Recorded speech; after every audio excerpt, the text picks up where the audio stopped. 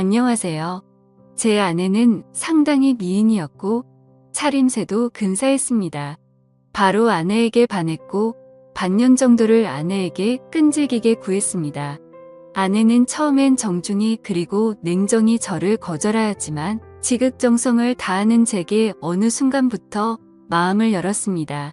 결국 아내와 연인 관계가 되었고 정말 많이 사랑했습니다.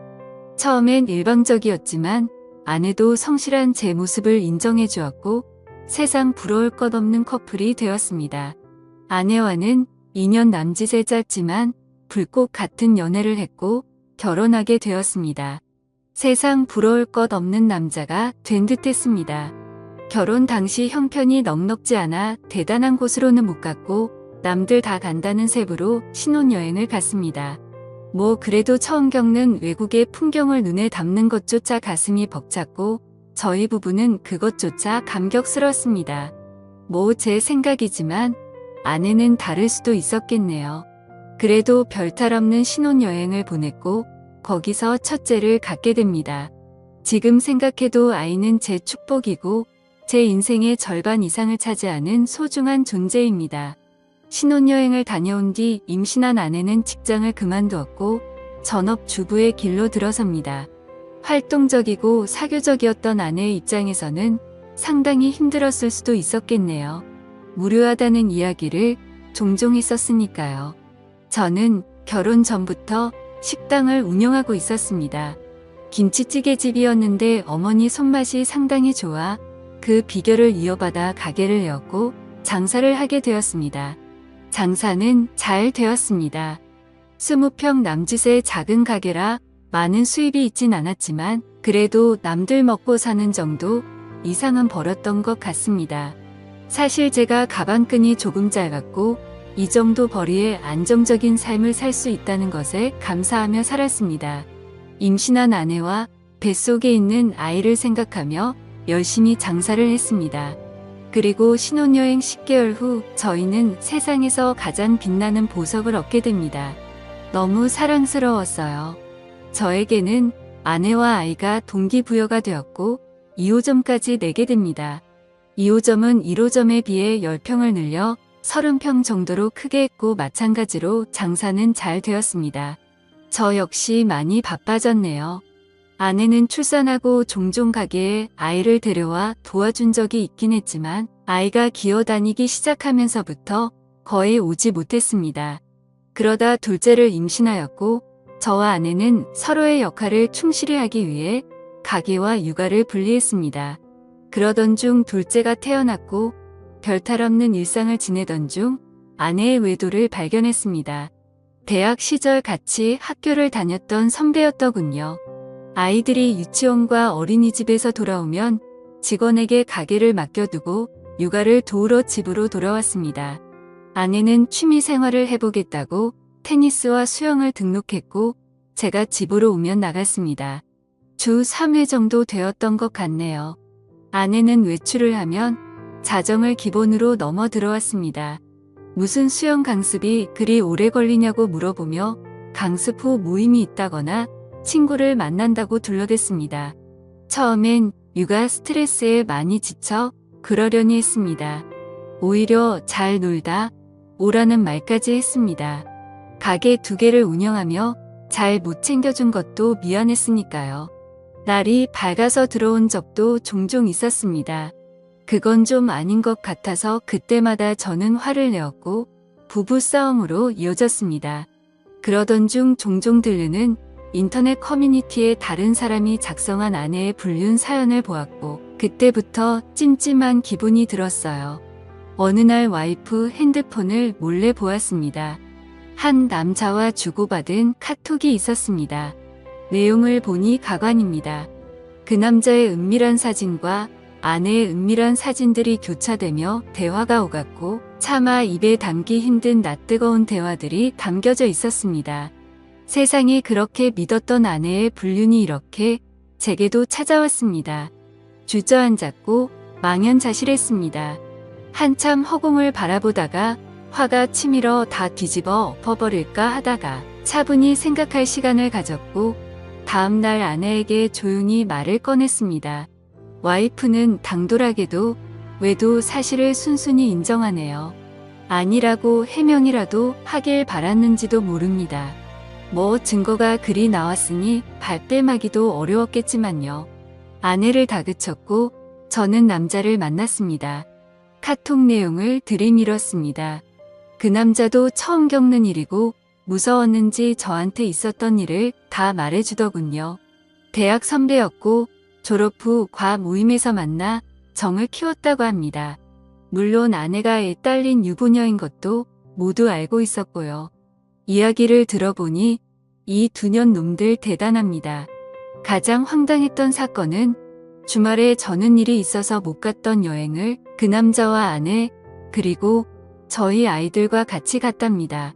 경기도 외곽에 펜션을 잡아 마치 아무 문제 없는 부부처럼 아이들과 함께 놀았고 심지어 1박을 하고 왔습니다.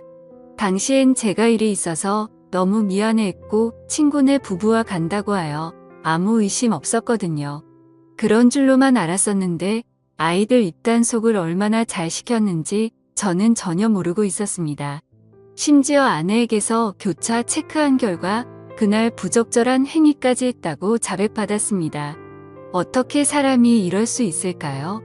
아이들을 방에 재우고 다른 남자와 바람을 피울 수 있는지 지금 생각해보면 이건 도저히 사람으로서 용서가 안 되는 일이었지만 무릎 꿇고 사과하는 아내에게 그간의 정이 남아있어 바보 같게도 저는 용서를 해주고 맙니다.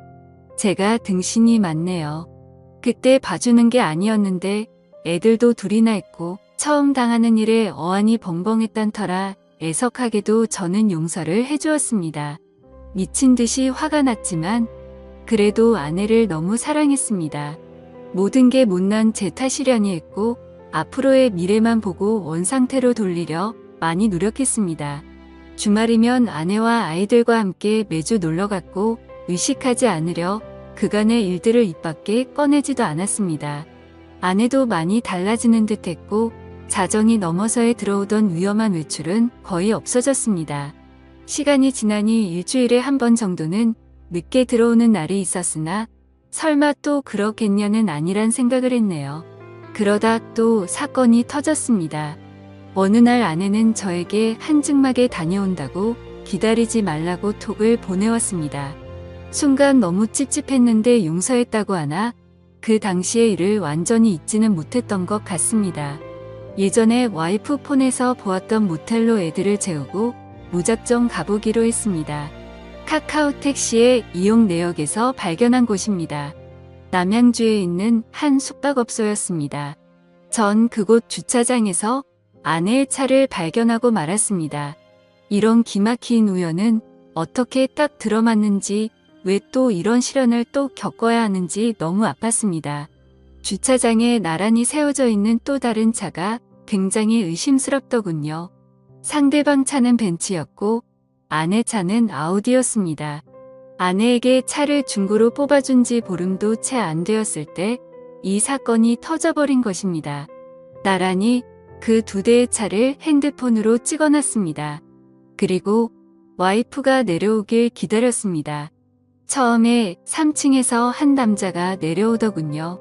그리고 엘리베이터가 다시 3층으로 올라가고 바로 와이프가 내려옵니다.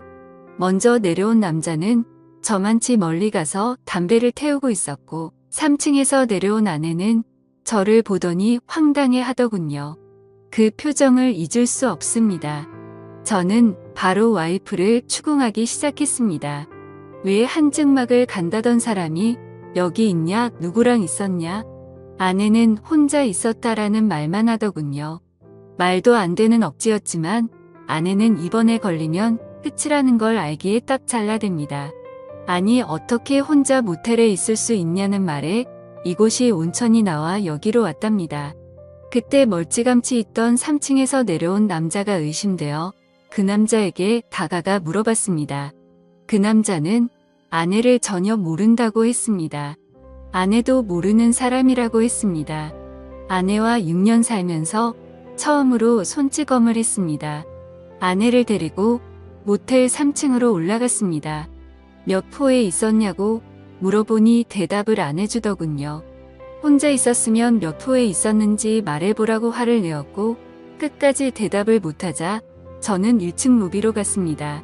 사정을 얘기하고 마스터키를 받은 후 아내가 있던 방을 열어보았습니다. 역시 혼자 있었던 게 아니었습니다. 침대 이불이 이 사건을 말해주더군요. 그런데도 불구하고 끝까지 혼자 있었던 말에 전 화가 났습니다. 추후 알게 된 내용이지만 아내는 그냥 아는 오빠 동생 사이고 그곳에서는 서로 다른 방에 있었다고 말하고 있습니다. 서로 아는 오빠 동생 사이고 같은 모텔에 같은 시간 같은 3층에서 있었지만 서로 다른 방에 있었다고 합니다. 이 말을 누가 믿을 수 있겠습니까? 아는 동생한테 벤츠 차량 조회를 해봤더니 수원 자동차 매매단지 매물이라고 하더군요. 맞습니다. 그 남자는 중고차 딜러였습니다. 연락처도 알고 회사도 알고 그 남자에게 무작정 전화를 해보았습니다. 그 남자가 하는 말은 아내가 하는 말과 맞춘 듯이 똑같습니다. 아내는 아는 동생이고 본인은 다른 방에 있었다고 합니다. 온천하러 갔었다고요. 이거 가능한 일입니까? 결정적 증거를 잡지 못해 그 후 아내와는 상당히 불편했고 대화도 하나 없는 냉랭한 관계가 되었고 이때부터 아내와 별거하기 시작했습니다. 아내는 수원에 있는 처전에서 지내겠다고 집을 나갔고 저는 아이들을 돌보고 있습니다. 식당을 운영 중이라 저는 점심만 봐주고 나머지 시간은 아이들을 케어하며 생활했습니다. 둘째 생일 아내가 저에게 문자를 보냈습니다. 아이 생일이니 같이 밥 먹고 싶다고요. 그래서 집으로 오라고 했습니다. 서로 너무 불편하고 껄끄러웠지만 뭐 어쩔 수 있나요? 아이들과 나가서 외식 후 촛불을 불어줬습니다. 아이들은 엄마 언제 돌아오냐 하며 계속 칭얼댑니다. 그렇게 식사를 마치고 아내는 집으로 와서 할 이야기가 있다고 시간 좀 내달라고 합니다. 아내는 이미 저에게 모든 정이 사라진 상태이며 이혼을 결심했고 빠른 시간에 정리하자고 합니다. 어느 정도 예상은 했지만 직접 아내 입에서 그 말을 들으니 정신이 멍하다군요. 사실 제가 거기서 그러면 안 되는 거였는데 아직 아내를 사랑하고 있기 때문에 아내를 설득했습니다. 참 비참하고 억울했습니다. 제가 다그치고 아내는 빌었어야 하는 상황에 오히려 제가 설득을 하고 회유를 하는 상황이었으니까요. 아이들은 어쩌냐. 아직 우리 다시 해볼 수 있는 거 아니냐. 집으로 다시 돌아와라. 수차례 설득을 했지만 뭐 마음이 확실히 떠났는지 완강하게 거절합니다. 뭐 저도 대화를 하다 보니 어느 정도 포기가 되었고 소송 이혼을 하고 싶었지만 합의로 최대한 아내에게 맞춰주었습니다. 자동차와 적금 2천만 원, 현금 5천만 원 주기로 하였고 양육비는 안 받는 걸로 했습니다. 그래도 한때는 뜨겁게 사랑했던 그 여자를 그렇게 보내주었습니다. 그날 모텔에서 있던 사건은 의문만 남기고 끝나게 되었네요. 다 잊기로 했습니다. 지금 아이들은 어머니께서 와주셔서 케어해 주시고 저도 일찍 퇴근하여 같이 보고 있습니다. 다행히 아이들에게도 익숙한 일상이었던지라 큰 무리 없이 잘 커주고 있습니다. 훗날 어느 정도 성장했을 때 저를 원망할 수도 있겠지만 최대한 부족함 없이 키워줄 예정입니다. 아이들 성격이 많이 밝아요. 항상 웃음을 입가에 머금고 살거든요. 세상 소중한 우리 아이들. 아빠가 미안합니다. 여기까지 제 이야기는 끝입니다. 긴 사연 들어주셔서 감사합니다. 그런데 과연 서로 알고 있는 두 남녀가 같은 날 같은 층방에서 아무 일 없이 있었다는 게 가능한 이야기일까요? 오늘의 사연 들어주셔서 감사합니다. 여러분의 생각은 어떠신지 댓글 달아주세요. 재미있게 시청하셨다면 구독, 좋아요 부탁드립니다. 감사합니다.